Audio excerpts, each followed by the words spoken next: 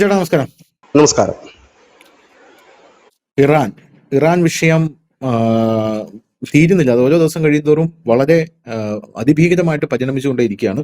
ഇപ്പൊ ഇർഫാൻ സുൽത്താനി എന്ന് പറയുന്ന 26 വയസ്സുകാരനായിട്ടുള്ള ഒരു ചെറുപ്പക്കാരനെ അവിടെ വധശിക്ഷയ്ക്ക് വിധിച്ചിട്ടുണ്ട്. ആ വധശിക്ഷയ്ക്ക് വിധിച്ചിട്ടുണ്ട് എന്ന് പറയുമ്പോൾ അമേരിക്ക അയാളുടെ വധശിക്ഷ നടത്തില്ലെന്ന് പറയുമ്പോൾ ഇറാൻ നടത്തും, അത് നമ്മുടെ പരമാധികാരത്തിൽ ഇടപെടലെന്ന് പറയുന്നു. പക്ഷെ നടത്തിയാൽ ഗുരുതരമായിട്ടുള്ള പ്രത്യാഘാതങ്ങൾ ഉണ്ടാകുമെന്ന് പറയുന്നു.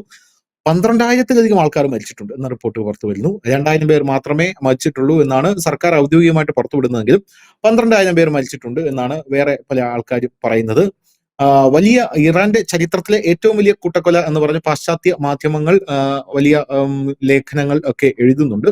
പക്ഷെ കേരളത്തിലെ മാധ്യമങ്ങൾ അതിന് എന്താ പറയുക, ഒരു പ്രാധാന്യം കൊടുക്കുന്നില്ല. കേരളത്തിലെ സുഡാപ്പികളും അതിനൊരു പ്രാധാന്യം കൊടുക്കുന്നില്ല. കാരണം സ്വന്തം രാജ്യമാണല്ലോ. അതായത് ഇറാൻ മരിക്കുന്നതും ഞങ്ങളുടെ ആൾക്കാർ, കൊല്ലുന്നതും ഞങ്ങളുടെ ആൾക്കാർ, അതുകൊണ്ട് പ്രശ്നമില്ല.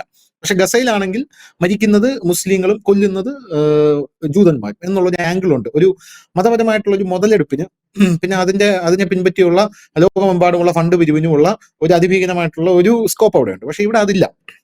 അപ്പൊ എന്തായിരുന്നാലും നമ്മുടെ ഇന്ത്യയുടെ നയം എന്ന് പറഞ്ഞു കഴിഞ്ഞാൽ ഇന്ത്യ ഇതിൽ മിണ്ടിയിട്ടില്ല, ഒന്നും പറഞ്ഞിട്ടില്ല. ഇന്ത്യ ഈ കാര്യത്തിൽ ഒന്നും പറഞ്ഞില്ല. പരമാധികാരത്തിൽ ആരുടെയും പരമാധികാരത്തിൽ ആർക്കും ഇടപെടാനുള്ള സ്വാതന്ത്ര്യമില്ല എന്ന് തന്നെയാണ് ഇന്ത്യ പറഞ്ഞിരിക്കുന്നത്. അതിപ്പോ വെനിസ്വേലയുടെ കാര്യത്തിലും ഇന്ത്യ നിലപാട് തന്നെയാണ് എടുത്തിരിക്കുന്നത് എന്നുള്ളത് വേറൊരു കാര്യമാണ്. പക്ഷെ ഇപ്പോ വരുന്ന റിപ്പോർട്ടുകൾ അനുസരിച്ച് ഈ GCC രാജ്യങ്ങൾ അമേരിക്കക്കെതിരെ രംഗത്തെത്തിയിട്ടുണ്ട്. ആദ്യം ഖത്തറാണ് അമേരിക്കക്കെതിരെ രംഗത്തെത്തിയത്. ഖത്തർ പറയുന്ന സംഭവം എന്ന് പറഞ്ഞാൽ പ്രത്യാഘാതം വളരെ വലുതായിരിക്കും, ഇറാനെ തൊട്ട് കഴിഞ്ഞാൽ പ്രത്യാഘാതം വളരെ വലുതായിരിക്കുമെന്ന് ഖത്തർ പറയുന്നു. ഈ ബിൽഡപ്പ് ഉണ്ട് ചേട്ടാ. അതായത് ഈ നമ്മുടെ ഈ ബാഹുബലി 2 സിനിമയില് നമ്മുടെ കട്ടപ്പ ബാഹുബലിയെ കുറിച്ച് കൊടുക്കുന്ന ഒരു ഇൻട്രോ ഉണ്ടല്ലോ. അതായത് മറ്റേ മഹിഷ്മതി സാമ്രാജ്യത്തിന്റെ മുടിചൂടാ മന്നൻ, ആരും തൊടാത്ത കാലകേയനെ വധിച്ച വീരാതി വീരൻ എന്നൊക്കെ പറഞ്ഞു കൊടുക്കുന്നത്. അതുപോലെയാണ് ഇറാന് പല GCC രാജ്യങ്ങളും ഇൻട്രോ കൊടുക്കുന്നത്. അതായത് അവിടെ തൊട്ട് കഴിഞ്ഞാൽ നിങ്ങൾ പ്രത്യാഘാതം അനുഭവിക്കേണ്ടി വരും. തൊട്ടുപിറകെ സൗദി എത്തുന്നു, തൊട്ടുപിറകെ ഒമാൻ എത്തുന്നു. ഇവരെല്ലാം അമേരിക്കയ്ക്ക് മുന്നറിയിപ്പായിട്ടാണ് എത്തുന്നതെന്നാണ് പറയുന്നത്. പക്ഷെ അപ്പോഴും ഇവിടെയുള്ള, അതായത് നമ്മുടെ ഇന്ത്യക്കാർക്ക്, പ്രത്യേകിച്ച് കേരളത്തിലുള്ള ആൾക്കാർക്ക് മനസ്സിലാവും. സുഡാപ്പികളുടെ കാര്യം വിടാം, സാധാരണ നിഷ്പക്ഷരായിട്ടുള്ള ആൾക്കാർക്ക് മനസ്സിലാവാത്ത കാര്യം, അമേരിക്ക പോലൊരു മൈറ്റി രാജ്യത്തിന് മുമ്പിൽ ഇറാൻ എന്ന് പറയുന്ന രാജ്യം തുലവും തുച്ഛമായിട്ടുള്ള രാജ്യമാണ്. ഇതിനാണ് ഇത്ര വലിയ ബിൽഡപ്പ് എന്ന് അവർ ചിന്തിക്കുന്നുണ്ട്. അങ്ങനെ ഒരു കാര്യം ചിലപ്പോൾ ഇറാന്റെ ചരിത്രമൊക്കെ എടുത്തിട്ടായിരിക്കാം ഇത്ര വലിയ ബിൽഡപ്പ് ഒക്കെ കൊടുക്കുന്നത്. എന്തായാലും ഈ രാജ്യങ്ങൾ കൂടെ രംഗത്തെത്തിയപ്പോൾ രംഗം കുറച്ചുകൂടെ വഷളാവുകയാണ്, കുറച്ചുകൂടെ ഇതാവുകയാണ്. പോരാത്തതിന് ട്രംപിന്റെ സഹായം ഇവിടെ എത്തിക്കഴിഞ്ഞു എന്നാണ് ട്രംപ് പറയുന്നത്. ബോംബറുകൾ എത്തിക്കഴിഞ്ഞു. പിറകെ റഷ്യയും ചൈനയും ഒരു ഭാഗത്ത് അണിനിരന്ന് നിൽക്കുന്ന ഒരു കാഴ്ച നമ്മൾ ഇന്നലെ എടുത്തതുപോലെ സ്റ്റാർലിങ്കിന്റെ സാറ്റലൈറ്റുകൾ അവർ തകർത്തു. അപ്പോ അങ്ങനെ ഈ യുക്രൈൻ യുദ്ധം നേരെ പശ്ചിമേഷ്യയിലേക്ക് വന്ന് ഇറാനിൽ വന്ന് മുട്ടി. ഇതിന്റെ എല്ലാത്തിന്റെയും പിറകില് റഷ്യയുടെയും അമേരിക്കയുടെയും വൈരം തന്നെയാണ്. അവർ രണ്ടുപേരും കൂടെ ഒരുമിച്ച് വന്ന് അപ്പുറം ഇപ്പുറം അണിനിരന്ന് നിൽക്കുന്ന ഒരു കാഴ്ചയാണ് കാണാൻ സാധിക്കുന്നത്. ഇപ്പോഴിതാ GCC രാജ്യങ്ങളും കൂടെ അതിനകത്തേക്ക് വന്നിരിക്കുന്നു. GCC രാജ്യങ്ങളോട് രംഗപ്രവേശനം ചെയ്യുമ്പോൾ എന്തായിരിക്കും ഇനി ഈ ഇറാന്റെ അവസ്ഥയുടെ പരിണിത ഫലം അടുത്ത മണിക്കൂറുകളിൽ സംഭവിക്കുക എന്തായിരിക്കും? എനിക്ക് തോന്നുന്നു രണ്ടാം ട്രംപ് ഭരണകൂടത്തിന്റെ ഏറ്റവും മോശം തീരുമാനങ്ങളിൽ ഒന്നായിരിക്കും ഇറാനിൽ ആക്രമണം നടത്തുക എന്നുള്ളത്. ഒരുപക്ഷെ അതിനകത്ത് ഞാൻ കാണുന്ന ഒരു ഓപ്ഷൻ, ഒരുപക്ഷെ അദ്ദേഹം ബോംബിംഗ് നടത്തുമായിരിക്കും. മുമ്പ് ചെയ്തതുപോലെ 5-6 മാസം മുമ്പ് അവർ ചെയ്തതുപോലെ 1-2 ദിവസം വന്നിട്ട് ബോംബിംഗ് ചെയ്ത് പോകും.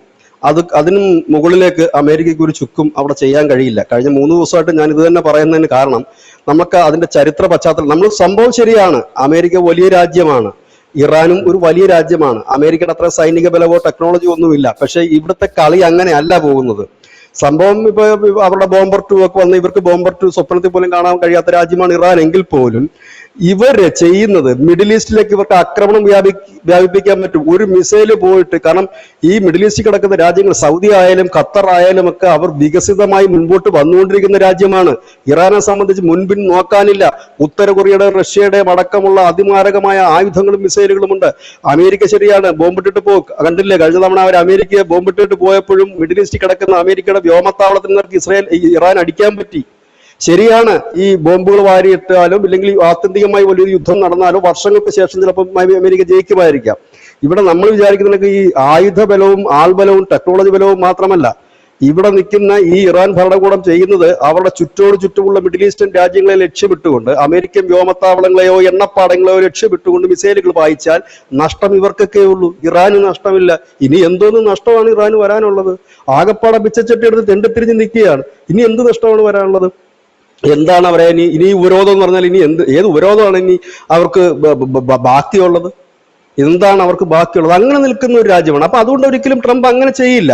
ഇതിപ്പോ പുള്ളി എനിക്ക് തോന്നുന്നു അവിടെ ഒരു വേറൊരു വിഷയം കൂടെ ഉണ്ട് ധനുഷ. അമേരിക്കയിൽ അവിടെ ഒരു ഉപതെരഞ്ഞെടുപ്പ് വരുന്നുണ്ട് ഇപ്പം. ആ ഉപതെരഞ്ഞെടുപ്പിൽ ഈ ട്രംപിന്റെ ഓപ്പോസിറ്റ് പാർട്ടി ജയിച്ചു കഴിഞ്ഞാൽ ട്രംപിന് ഇംപീച്ച് ചെയ്യാൻ പറ്റും. ഇംപീച്ച് ചെയ്യാന്ന് പറഞ്ഞാൽ ഭരണത്തിൽ നിന്ന് കളയുക എന്നുള്ളതല്ല, നാണക്കേടാണ് പിന്നീട് അങ്ങനെ ഒരു ഇംപീച്ച്മെന്റിന് വിധേയനായ ഒരു പ്രസിഡന്റ് പിന്നെയും തുടരുക എന്നൊക്കെ ഉള്ളത്. അതിലുപരി ഇപ്പോൾ ഒരു സുപ്രീം കോടതി വിധി വരുന്നുണ്ട്. നമ്മളിപ്പോൾ ന്യൂസ് ഇന്ത്യ മലയാളത്തിൽ വാർത്ത കൊടുത്തിട്ടുണ്ട്. ട്രംപ് അതിനെ വളരെ ഭയപ്പെടുന്നു. കാരണം താരിഫ് ഇപ്പോൾ ട്രംപ് ഈ സുപ്രീം കോടതി വിധി ട്രംപിന് എതിരായി കഴിഞ്ഞാൽ ഇപ്പോൾ അമേരിക്ക കളക്ട് ചെയ്ത സകല താരിഫും കോടിക്കണക്കിന് രൂപ ആ താരിഫ് അടച്ച രാജ്യങ്ങൾക്ക് തിരിച്ചു കൊടുക്കേണ്ടി വരും. അപ്പോൾ ട്രംപ് ഇപ്പോൾ അതിനെതിരെ വലിയ രീതിയിൽ രോഷാകുലനായിട്ടുണ്ട്. അപ്പോൾ അമേരിക്കയിൽ അത് വലിയൊരു പ്രതിസന്ധി സൃഷ്ടിച്ചിട്ടുണ്ട്. പ്രത്യേകിച്ച് ട്രംപിന്റെ നിലനിൽപ്പിന് തന്നെ ബാധിക്കും അങ്ങനെ ഒരു വിധി വന്നു കഴിഞ്ഞു. അത് ബുധനാഴ്ചയാണ് ആ വിധി വരുന്നത്. അതായത് 2 കീഴ്ക്കോടതി വിധികളും ട്രംപിന് വിരുദ്ധമായിരുന്നു.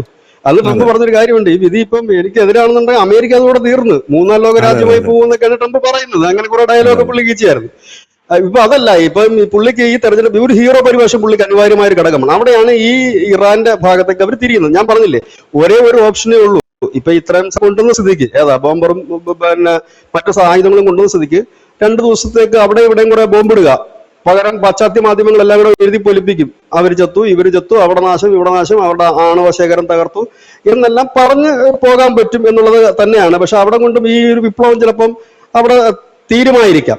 ഏതായാലും ട്രംപ് ഇന്നലെ പറഞ്ഞ കാര്യം, ഈ പ്രക്ഷോഭം നടത്തുന്നവരാരും പിൻവലിയരുത്, നിങ്ങൾ സർക്കാർ സ്ഥാപനങ്ങൾ പിടിച്ചെടുക്കണം, ഒപ്പം തന്നെ നിങ്ങൾ തെരുവുകളിൽ അണിനിരക്കണം. എനിക്ക് തോന്നുന്നു ഈ ബോംബിങ് നടത്താൻ വേണ്ടിയിട്ടായിരിക്കും തെരുവുകളിൽ അണിനിരക്കണം എന്ന് പറയുന്നത്. അങ്ങനെയാണെങ്കിൽ ഇവർ സേഫ് ആവുമല്ലോ, ഇവരെ ജനങ്ങൾ എല്ലാവരും പുറത്തേക്ക് വരൂ, അതിന്റെ ഒരു ഇൻഡയറക്റ്റ് ആയിട്ട് പറയുന്നതായിരിക്കാം അവർ. പക്ഷെ അവിടുത്തെ സർക്കാർ സ്ഥാപനങ്ങളൊക്കെ പിടിച്ചെടുക്കുക എന്നുള്ളതൊക്കെ ദുഷ്കരമായ കാര്യമാണ്. ഇറാൻ വേറൊരു കൾച്ചറുള്ള രാജ്യമാണ്. ഒരു സിറിയയെ പോലെയോ യമനിനെ പോലെയോ നമുക്ക് താരതമ്യം ചെയ്യാൻ കഴിയില്ല.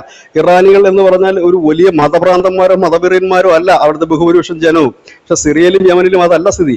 കാരണം സിനിമകൾ നിർമ്മിക്കുന്ന, സംവിധാനം ചെയ്യുന്ന, അഭിനയിക്കുന്ന ആളുകള്, സാംസ്കാരികപരമായിട്ട് നിൽക്കുന്ന രാജ്യങ്ങൾ, സാഹിത്യപരമായിട്ടുള്ള ആളുകൾ, അങ്ങനെയൊക്കെ നിറഞ്ഞ ഒരു രാജ്യമാണ്. കാരണം അവരുടെ ഐഡിയോളജി ഇല്ലെങ്കിൽ അവരുടെ മൈൻഡ് എന്ന് പറഞ്ഞാൽ അമേരിക്ക കണക്ക് ഒരു രാജ്യം വന്ന് തങ്ങളെ ഭരിക്കണമെന്നല്ല, പകരം തങ്ങളുടേതായ ആ മുൻപോട്ട് വെച്ച ആവശ്യങ്ങൾ നേടിയെടുത്തുകൊണ്ട് മുൻപോട്ട് പോകണമെന്ന് ആഗ്രഹിക്കുന്ന ഒരു ജനതയാണത്. എന്തുകൊണ്ടാണ് അവർ ഇത്രയും നാളും ഈ ഉപരോധങ്ങൾ പിടിച്ചു നിന്നത്? എത്ര വർഷമായി? 4-4.5 പതിറ്റാണ്ടുകളായി അവർക്ക് ഈ ഉപരോധവും ആക്രമണവും ഒക്കെ ഈ അമേരിക്കയുടെ ഇസ്രായേലിന്റെ ഭാഗത്തു നിന്നൊക്കെ വന്നിട്ട് അവർ പിടിച്ചു നിന്നത് അങ്ങനെയാണ്. ഇനി ട്രംപ് ഘോരമായ ഒരു യുദ്ധം നടത്തുകയാണെന്ന് കരുതട്ടെ, അപ്പോൾ ഈ ഇറാനിയൻ ജനതയുടെ അവസ്ഥ എന്തായിരിക്കും? അവർ നേരെ യൂട്ടേൺ തിരിയും. ഇവിടെയും അങ്ങനെയല്ലേ? ഈ രാജ്യത്തിനെ നമുക്ക് എന്താണ്, കേന്ദ്ര സർക്കാരിനെതിരെ പ്രക്ഷോഭം കൊടുമ്പിരി കൊള്ളുന്നു, അമേരിക്ക UK ഇവിടെ വന്ന് ബോംബിട്ട് നിങ്ങളെ ഇപ്പൊ ഹെൽപ്പ് ചെയ്യാന്ന് പറഞ്ഞു കഴിഞ്ഞാൽ ഇവിടെ ബാക്കി കിടക്കുന്നവരെല്ലാം കൂടെ വലിയ പ്രശ്നം ഉണ്ടാക്കും അല്ലെ? ഇപ്പൊ നമ്മുടെ ഇപ്പൊ കുടുംബത്തിന് വിഷയം നടന്നു കഴിഞ്ഞാൽ പുറത്തുനിന്ന് വരുന്ന ഒരാൾക്ക് മീഡിയേറ്റർ ആകാൻ കഴിയും. മീഡിയേറ്റർ ആകുന്നതിന് പകരം അവൻ കൈകാര്യം ചെയ്യാൻ ആരംഭിച്ചാൽ എന്ത് ചെയ്യും? അവൻ അടിയിടി നടത്തുക, അവൻ പറയുന്നതൊക്കെ മുമ്പോട്ട് പോവുക എന്ന് പറഞ്ഞാൽ അത് ശരിയായി മുമ്പോട്ട് പോകില്ല. അതുപോലെ തന്നെയുള്ള ഇവിടെ ഇത്. രണ്ടാമത്തെ കാര്യം, റഷ്യയുടെ വിദേശകാര്യ മന്ത്രാലയം ഒരു വലിയ മുന്നറിയിപ്പാണ് ഇപ്പോൾ അമേരിക്കയ്ക്ക് കൊടുത്തിരിക്കുന്നത്. അവർ പറയുന്നത് വിനാശകരമായ ഇടപെടൽ ഉണ്ടായാൽ പ്രത്യാഘാതവും വിനാശകരമായിരിക്കും. കാരണം റഷ്യക്ക് ഓൾറെഡി ഇതിൽ നിന്ന് വിട്ടുനിൽക്കാൻ കഴിയില്ല. ഒന്നുകിൽ ഈ ട്രംപ് കൊണ്ടുവന്ന് 1-2 ദിവസം കാണിക്കണം അവിടെ ഇവിടെ ബോംബിട്ട്, അതല്ല. പക്ഷെ അങ്ങനെ ചെയ്താലും ഒരു പ്രശ്നമുണ്ട് ധനുഷനകത്ത്. അങ്ങനെ ചെയ്യുകയാണെങ്കിൽ ഇറാൻ, ഞാൻ നേരത്തെ പറഞ്ഞത് കണക്ക് മറ്റിടങ്ങളിലേക്ക് അവർ മിസൈലോ മറ്റോ മാരകമായ രീതിയിൽ പ്രയോഗിക്കുകയാണെങ്കിൽ സ്വാഭാവികമായി തന്നെ റഷ്യക്കും അമേരിക്കയ്ക്കും നേർക്കുനേർ പോരാടുന്ന ഒരു വേദിയായിട്ട് ഇറാൻ മാറും. ഇവിടെയും പ്രശ്നങ്ങളുണ്ട്. ചൈനയ്ക്കും മാറി നിൽക്കാൻ കഴിയില്ല. കാരണം ഇത്തവണ ഈ ഇറാനിലേക്ക് അമേരിക്ക വന്നിട്ട് ഒരു ഷോ കാണിച്ചു പോകുന്നതിനകത്ത് ഇവർക്ക് ആർക്കും എതിർപ്പില്ല. ഷോയ്ക്ക് അപ്പുറത്തേക്ക് പോയ ഇന്ത്യ അടക്കമുള്ള രാജ്യങ്ങൾക്ക് മറ്റു പല മാർഗങ്ങളിലൂടെ അതിനെ പ്രൊട്ടക്ട് ചെയ്യേണ്ടി വരും. കാരണം എന്ന് വെച്ചാൽ ഈ ഹൃദയത്തിന്റെ ആ ഭാഗത്താണ് ഈ ആക്രമണം നടക്കുന്നത്. ഇറാൻ എന്ന് പറയുന്ന ഒരു ഹൃദയ ഭാഗമാണ്. കണക്ടിവിറ്റി നഷ്ടപ്പെട്ടില്ലേ? പിന്നെ റഷ്യയുടെ കണക്ടിവിറ്റി പോയി, ചൈനയുടെ പോയി, ഇന്ത്യയുടെ പോയി, എല്ലാവരുടെയും പോയി. മിഡിൽ ഈസ്റ്റിനെ സംബന്ധിച്ച് അത് ദുരിതമായിരിക്കും. കാരണം ഈ ഇറാൻ തകർന്നു കഴിഞ്ഞാൽ ഏറ്റവും കൂടുതൽ ഭയക്കേണ്ടത് ഗൾഫ് രാജ്യങ്ങളാണ്, മിഡിൽ ഈസ്റ്റ് രാജ്യങ്ങളാണ്. എന്തുകൊണ്ടാണെന്ന് ചോദിച്ചു കഴിഞ്ഞാൽ നമ്മൾ ഇറാഖിൽ കണ്ടു മിലീഷ്യസ്, ISI എന്ന് വേണ്ട സകല കണ്ടകടച്ചാണ് എല്ലാ തീവ്രവാദികളും അവിടെയുണ്ട്.